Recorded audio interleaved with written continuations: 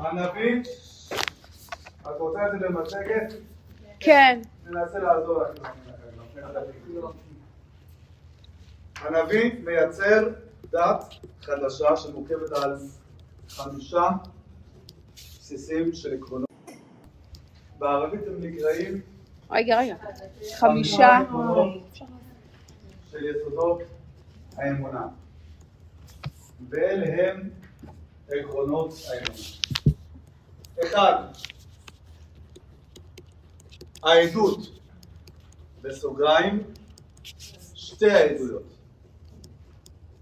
העדות נקראת בערבית השהדה.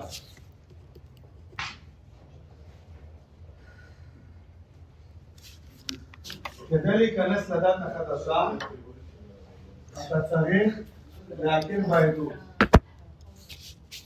העדות היא טקס שבה המוסלמי המאמין מצטרף לדת, תוך כדי שהוא מצהיר שאין אלוהים מלבד אללה, ומוחמד הוא שליחו. החלק הראשון הוא אוניברסלי.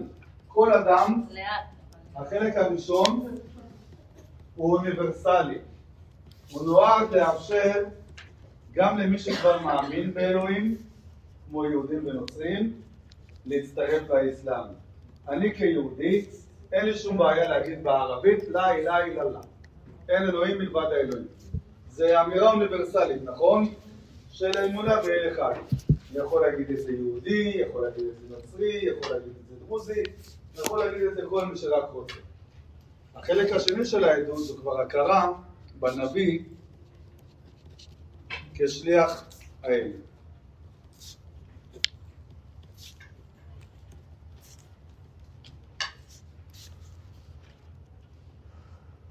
עקרון היסוד השני שאנחנו מכירים אחרי העדות מגיעה התפילה.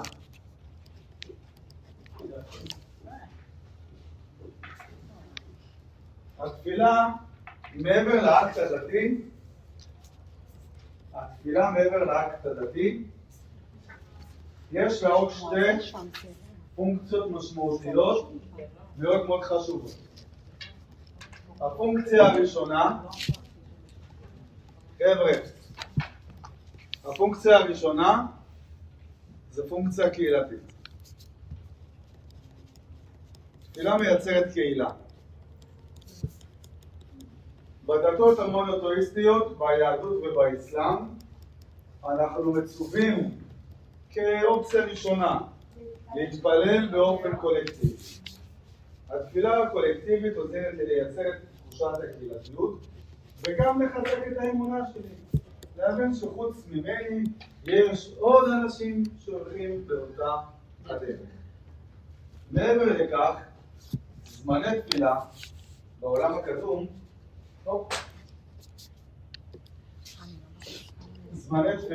הקדום, היו גם מייצרים את סדר היום הפונקציונלי. את עובדת במגזר הפרטי, נכון? נגיד, יש לך חנות בוטיק, ואני סוחר בדים. את גם מעצבת, והדור, בוטיק ביורוקרטי כזה. ואני רוצה לקבוע איתך פגישה ולמכור לך סחורה, והמאה היא המאה השביעית. אז כדי לקבוע איתך פגישה, היית אומרת לי, דוב, היום אני אהיה בחנות אחרי תפילת הצהריים. בין תפילת הצהריים לתפילת הערב אני נמצאת בחנות. זה הזמן שיצר את סדר היום. בני אדם ככה היו קובעים את השעות פעילות שלהם. אני אפגוש אותך בשוק אחרי תפילת הבוקר. כאשר השמש תהיה בין תפילת הבוקר לתפילת הצהריים, נהיה בעבודת השדה. כל הזמן של האדם, תראו, כל חייו, כל הזמן, נקבעו סביב התפילות. עכשיו, בגלל שכל הפעילות נעשית בין תפילה לתפילה, גם המסגדים הפכו להיות מקום המפגש הקהילתי. גם מי שלא היה מתפלל? גם מי שלא היה דתי הדוק, לא היה מגיע כל תפילה למסגד, החיים שלו נקבעו לפי זמני התפילות. הזמן הדתי הפך להיות הזמן הפרקטי. בשפה אקדמית גבוהה, נקרא לזמן הדתי, לזמן התפילות נקרא הזמן הקוסמולוגי. הזמן הקוסמולוגי, הזמן הדתי, הניסי, הרעיוני, הוא זה שמכתיב לנו בסוף גם את השעון הפרקטי של חיי היום-יום. וזאת תהיה המציאות במזרח התיכון. זוכרים שדיברתי איתכם קודם על הגמוניה האסלאמית, ככה מייצרים הגמוניה. זאת תהיה המציאות, ההגמוניה מכתיבה את הזמן, עד מחצית המאה ה-19, עד סוף המאה ה-19, שאז ייכנס זמן מתחרט, השעון המודרני. עד אז, אנשים חיים מתפילה לתפילה. כמו שאנשים כמוני חיים משבת לשבת. מסמי עופר לבלומפילד. משחק למשחק. וואי, סבבה. מינוס 10 נקודות, אני מכבד את כולם, אני מכבד את כולם ומקבל את כולם בזמן השיעור ובזמן המבחן. בשביל זה אני מקבל משהו. התפילה. עכשיו חבר'ה, עוד נקודה, הבנתי תפילה יש לו זמן קוסמולוגי, תזכרו את המונח. תבואו הביתה, בן הזוג, בת הזוג, זה הזמן עכשיו לעשות מקלחת לילדים? לא. עכשיו זה הזמן הקוסמולוגי. אנחנו פה? אנחנו פה. בדיוק. לכן אני גם מלמד בשעות האלה. הכל אצלי מסודר מראש. הכל מחושב. עוד נקודה. איזה אישה יש לך. האמת כן, זכיתי בפיס ובלי לקנות כרטיס. אנחנו צריכים להקליט אותו. לא, את יודעת מה? לא, את רוצה לשמוע משהו ברצינות? את יודעת מה לפעמים הבעיה בדברים האלה? שאלתי אומרת מה עשית. לא, את יודעת מה אני עושה ומה אני לא עושה. יכולה לסמוך עליי, אם לא הייתה סומכת עליי, לא הייתה שם ולא הייתי כאן. אמון זה הדבר הראשון, אבל אני אגיד לך משהו ברצינות, משהו שאני למדתי. אני צריך להפסיק איתו, ואני הפסקתי. להפסיק להחמיא יותר מדי. קונות טובות מחמאות? כן. שתי אומרת את זה מחמיא יותר מדי, אמרת לעשות בסדר, בכל השושבה. צודק או לא? כל הזמן מחמאות, אני יודע. לא, אבל מה את אומרת את המידה שם? אין בעיה. ממי, הרבה זמן לא אמרת לי ש... פולניה? לא, ממש לא. היא פרסית. חצי. פרסית, כן. חבר'ה, אחרי התפילה, זה. חצי פרסייה. חצי פרסיה. זה החצי הטוב. דיברת על האורז. והחצי השני. הכל טוב. חבר'ה, חצי טוב, הכל טוב. שין, אחרי התפילה יש לנו... יא חביבתי, צדקה. אחרי התפילה יש לנו את הצדקה. תראו, אני כותב בעברית הצדקה, ואת השם בערבית צדקה. אני אגיד משהו שחבריי השייחים לא כל כך אוהבים לשמוע, וזה בסדר, בגלל זה אני גם לא שייח. תראו, כמו שאתם יודעות ויודעים, אנשים לא אוהבים לתת מהכיס שלהם מבלי לקבל תמורה, נכון? אם הייתי אומר לכם עכשיו, תשלמו מיסים למדינה כאוות נפשכם, אני בטוח שאף אחד כאן לא היה משלם את 100%. נכון? הצדיקים 98, הפחדנים 95, האמיצים 30. בני אדם באופן טבעי לא אוהבים לחלוק את מה שיש להם מהכיס. במדינה המודרנית אף אחד לא שואל אותנו. מגיע סוף החודש, מס הכנסה, ביטוח לאומי וביטוח בריאות שעד היום אף אחד לא מבין מה המשמעות של המס הזה. אבל משלמים, כבר לוקחים לנו, הכל בסדר, נתחיל לבכות, לחפש אחרים חסרים, ואיפה ואיך ולמה וכו'. עכשיו, אני באמת מאמין במיסים שאני נותן למדינה, כי באמת, אני מפתיע אותך, אני באמת מאמין במיסים שאני משלם, ואני משלם סכום נכבד, כי אני, אם יורשה לי, שנייה לדבר בכובע פרסונלי, אישי לחלוטין, עם כל הבעיות שיש במדינה הזאת, אני מאוד אוהב אותה. באמת מאוד אוהב אותה. אין לי בית אחר. ואני עדיין מאמין שלמרות הבעיות, ואני מכיר את הבעיות, והבעיות מעצבנות אותי, והבעיות מרגיזות אותי, והבעיות מכעיסות אותי. אני בסוף באמת מאמין שרוב המיסים שלי, רוב, לא כולם, רוב. פעם האמנתי שהכל, הייתי תמיד. היום אני אומר הרוב הולך למקומות הנכונים. כל עוד שאני מרגיש שחלק גדול מהמיסים שלי הולכים לחינוך של הילדים שלכם ושלי, לבריאות שלכם ושלי, ולביטחון שלי ושלכם, כל עוד אני מאמין בשלוש העקרונות האלה, קל לי לשלם את המיסים מבלי לעשות טריקים ושטיקים. עכשיו, כדי שאזרח באמת ישלם בהבנה, לא באהבה, אף אחד לא משלם בחיים שלו באהבה כלום. כשאדם משלם בהבנה את המיסים, הוא צריך להרגיש שמופנים למקומות הנכונים. בעולם הקדום, לפני המדינה המודרנית, לפני מערכות המחשוב, לפני התלושים והקיצוצים האוטומטיים, הגביית מיסים נעשתה ברמת העיקרון או בכוח או בכוח. המדינה כדי לשרוד הייתה צריכה כוח ביטחון פנים וצבא חזק וגביית מיסים חזקה. גביית המיסים נעשתה כביכול בהסכמה, אבל גובה המיסים שבא אליך הביתה לבקש את המיסים, הוא תמיד היה מגיע עם 6-7 חיילים. כוחני. וכאן נכנס העיקרון של הצדקה. הצדקה היא למעשה המיסים הפורמטיביים של העולם הישן. כדי שהאדם ייתן כסף מהכיס, אמרו לו, אדוני, זה הולך לקהילה, זאת צדקה. מעבר לכך, הוסיפו לעניין הזה, המעשר ביהדות, המעשר, נכון? ובאסלאם הזקת, בדיוק כמו המעשר, 10% מהכנסתו של מאן דהוא, הם גם מאוד מאוד גמישים. כמו שאתם יודעים, לא כולנו ולא רובנו ורוב האנשים בעולם הם לא עשירים, רובנו בני המעמד הבינוני, ורבים האנשים במעמד הבינוני נמוך בכל חברה, מאשר בני המעמד הבינוני הגבוה והעליון. והם תורמים יותר ממני. ומה שהאדם באמת צריך בחיים, אני לא יודע מי תורם יותר, אבל הלוואי על כולנו, אבל מה שהאדם באמת צריך בחיים, שאריאלה תתקשר אליי. זה משמעות. ואת יודעת מה?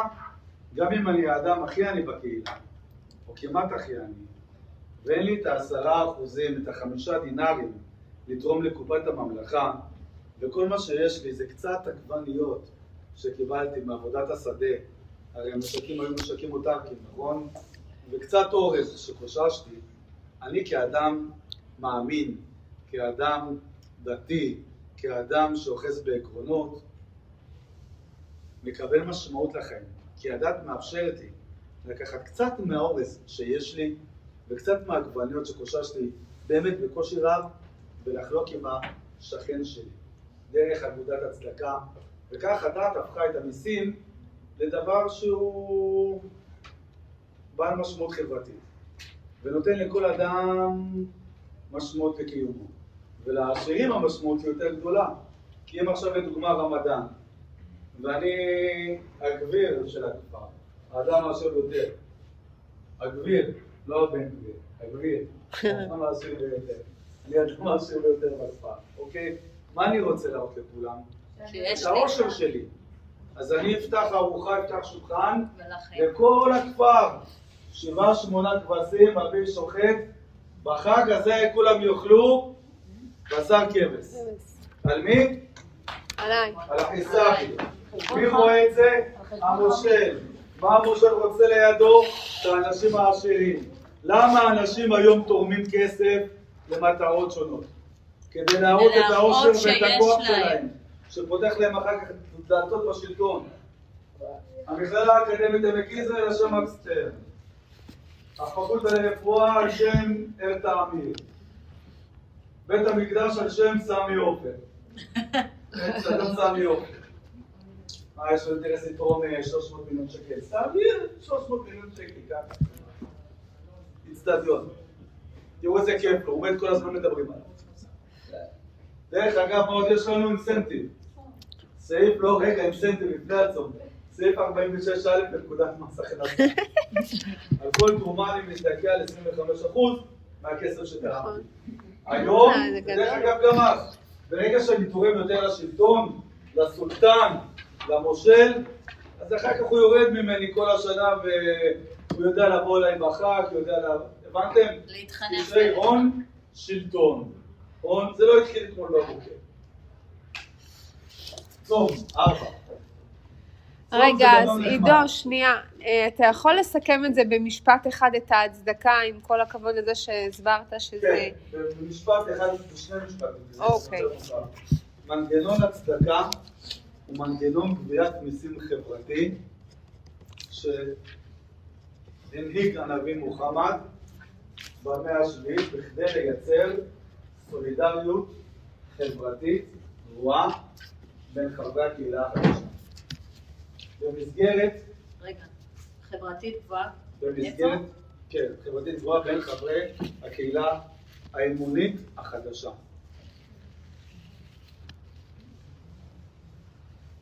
מנגנון חברתי זה עזר לייצר לא רק תחושת שייכות, אלא גם חיזק את תחושת המשמעות של הפרט בתוך הקהילה החדשה. יפה, נכון? מאוד. 4. צום. צום זו פרקטיקה דתית ידועה בכל תרבויות המזרח הקדום. הצום בדרך כלל הוא סמל או סמן לתהליך של זיכוך הנפש, ההתבוננות הפנימית שהזכרתם בו מקודם, וגם אקט של בקשת סליחה וכפרה.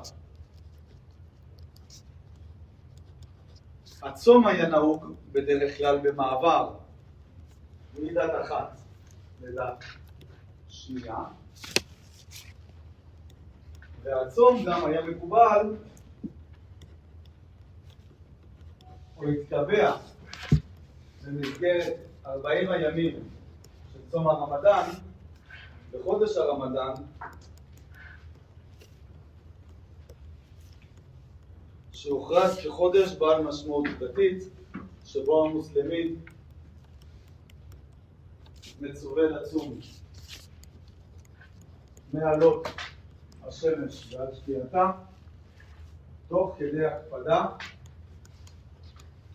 על תפילות והקדשת זמן למשפחה כחלק מתהליך חיזוק האמונה. רגע, על תפילות. בצד זמן למשפחה, כחלק מהתהליך של חיזוק האמונה וחיזוק הערכים החברתיים. קהילה דתית נשארת בראש ובראשונה סולידריות חברתית.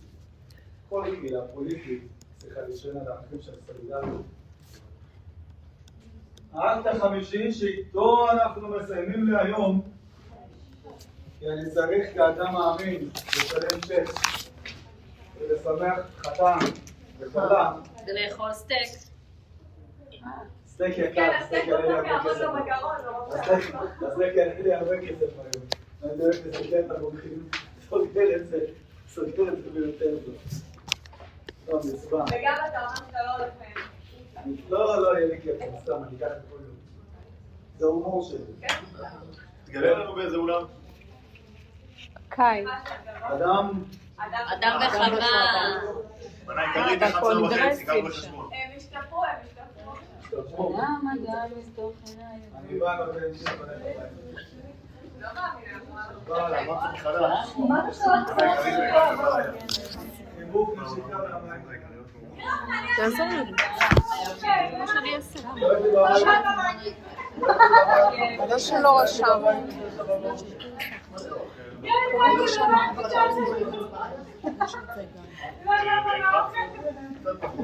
אני כמו עיקר שלו, בכל בית. חבר'ה, 5, הסעיף החמישי. הסעיף החמישי.